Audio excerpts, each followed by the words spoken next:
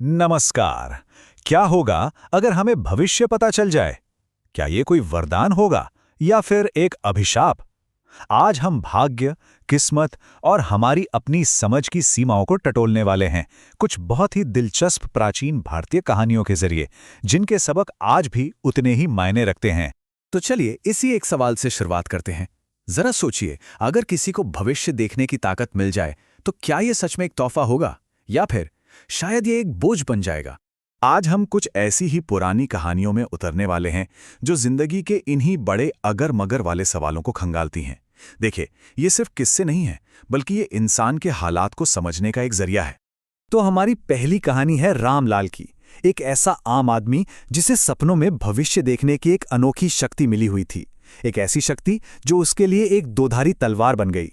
रामलाल की जिंदगी में बहुत तेजी से उतार चढ़ाव आते हैं।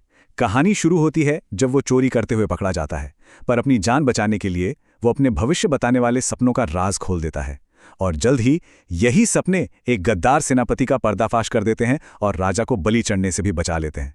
लेकिन यही वरदान तब अभिशाप बन जाता है जब उसकी एक भविष्यवाणी सुनकर एक मंत्री डर के मारे ही मर जाता है, और इसका नतीजा रामलाल को राज्य से बाहर निकाल दिया जाता है। और कमाल की बात तो ये थी कि रामलाल की भविष्यवाणियां हमेशा सच होती थी।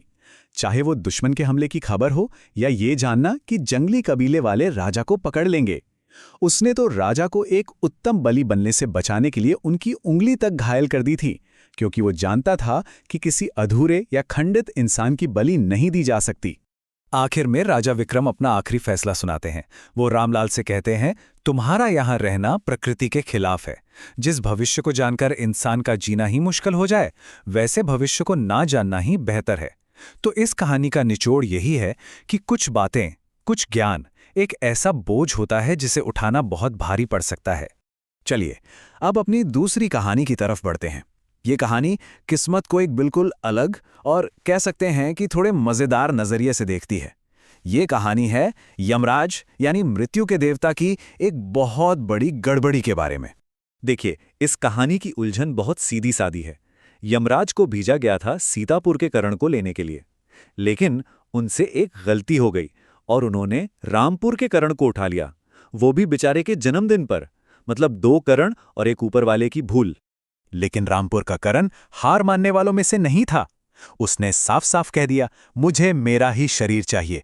ये मेरी गलती तो नहीं थी ना, तो फिर मैं किसी और के शरीर में क्यों जाऊं? ये दिखाता है कि कैसे एक आम इंसान भी किस्मत या कह लीजिए ऊपर वालों की गलती के आगे झुकने को तैयार नहीं था।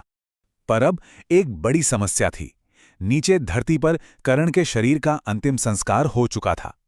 इसलिए अपनी इस गलती को सुधारने के लिए देवताओं को कोई छोटा मोटा काम नहीं, बल्कि समय को ही पीछे घुमाना पड़ा। तो इससे एक बात तो साफ हो जाती है कि किस्मत और ऊपर वाले की योजनाएं भी गलत हो सकती हैं, और उन्हें सुधारने के लिए कभी-कभी एक कॉस्मिक रीसेट भी करना पड़ता है। और अब चलते हैं हमारी आखिरी कहानी की तरफ। ये कहानी हमारी धारणा और असलियत के बीच के फर्क पर है। मतलब जो हम देखते हैं और जो सच होता है वो कितना अलग हो सकता है। तो ये कहानी शुरू होती है एक बहुत बड़ी गलतफहमी से। कुछ बौने अपने जादुई पेड़ के पास एक विशाल लकड़हारे को देखते हैं और उसे तुरंत एक खतरा मान लेते हैं। फिर जब लकड़हारा गलती से उस जादुई पेड़ को काट देता है तो वो सीधा उनकी दुनिया में पहुंच जाता है, और बौने, जिसे वो एक खतरनाक दानव समझ रहे थे, उस पर हमला कर देते हैं। बेचारा लकड़हारा तो दोस्ती करने की कोशिश करता रहा, लेकिन बौनों ने उसे दुश्मन ही माना और अपने जादू से उसे बेहोश कर दिया। ये दिखाता है कि लकड़हारे के इरादे नेक थे, लेकिन बौनों की सोच और धारणा में वो एक दुश्मन बन चुका था। लेकिन फिर कहानी पूरी तरह से पलट जाती है। जब लकड़हारे को होश आता है तो वो उन बौनों को एक असली राक्षस से बचाता है। तब बौनों का राजा सबके सामने कहता है, ये हमारा शत्रु नहीं, मित्र है। मेरे कहने पर ही इसने दैत्य का वध किया है। बस एक ही पल में उनकी पूरी सोच, उनकी पूरी धारणा बदल जाती है। तो रामलाल, कर्ण और वो लकड़हारा, इन तीनों की कहानियों में आखिर क्या एक जैसा है? चलिए इन तीनों कहानियों के धागों को जोड़कर देखते हैं कि इनसे हमें क्या गहरा सबक मिलता है। ये 3 अलग अलग कहानियां हमें एक ही बड़ी सच्चाई तक ले जाती हैं। पहली हमें ज्ञान के बोझ के बारे में बताती है कि भविष्य को जानना शांति से ज्यादा दुख दे सकता है। दूसरी कहानी भाग्य की भूल चूक दिखाती है कि ऊपर वाले की योजनाएं भी परफेक्ट नहीं होती, उनमें भी गलतियां हो सकती हैं।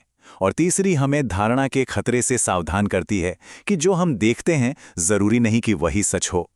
तो कुल मिलाकर ये कहानियां हमें यही सिखाती हैं कि जिंदगी का सफर अप्रत्याशित है और हमारी समझ अक्सर अधूरी ही रहती है।